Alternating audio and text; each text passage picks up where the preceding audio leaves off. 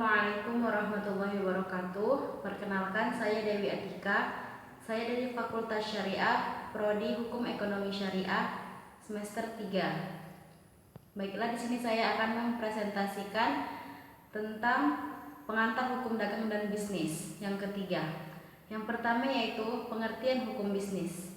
Menurut Dr. Johannes Ibrahim menyatakan hukum bisnis merupakan seperangkat kaidah hukum yang diadakan untuk mengatur serta menyelesaikan berbagai persoalan yang muncul dalam kegiatan antar manusia, khususnya yaitu dalam bidang perdagangan.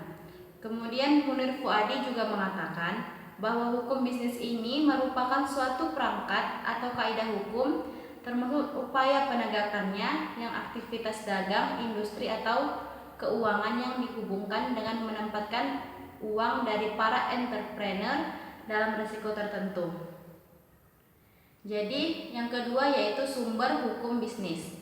Sumber hukum bisnis ini terbagi menjadi dua. Yang pertama yaitu sumber hukum formil dan sumber hukum material.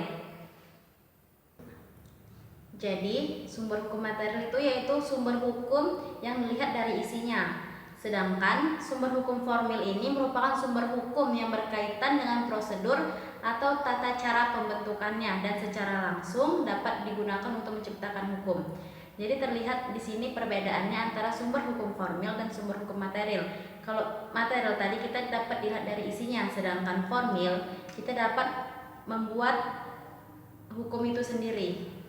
Kemudian yaitu ruang lingkup hukum bisnis. Hukum bisnis sendiri memiliki ruang lingkup yang cukup luas dan telah diatur dalam undang-undang. Pada umumnya, ruang lingkup ini mencakup seperti bentuk badan usaha, kegiatan jual beli termasuk ekspor dan impor, investasi atau penanaman modal, ketenaga kerjaan dan pembiayaan. Hukum bisnis ini dibuat untuk mengatur dan melindungi bisnis dari berbagai risiko yang mungkin terjadi di kemudian hari. Jadi adanya hukum bisnis ini dia dapat mengatur dan melindungi bisnis dari risiko-risiko tertentu yang bisa menimbulkan bisnis itu tidak berjalan.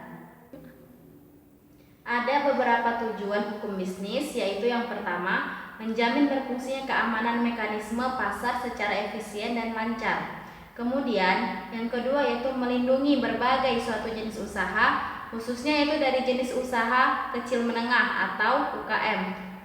Kemudian yang ketiga yaitu membantu memperbaiki sistem keuangan dan perbankan. Yang keempat yaitu memberikan perlindungan terhadap suatu pelaku ekonomi atau pelaku bisnis.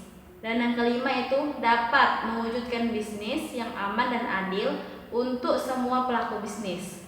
Jadi kesimpulannya di sini, hukum itu dibuat untuk menciptakan kehidupan yang aman, tertib dan tentram. Karena jika tidak ada hukum ini, maka bisnis itu tidak akan berjalan dengan lancar. Terima kasih. Assalamualaikum warahmatullahi wabarakatuh.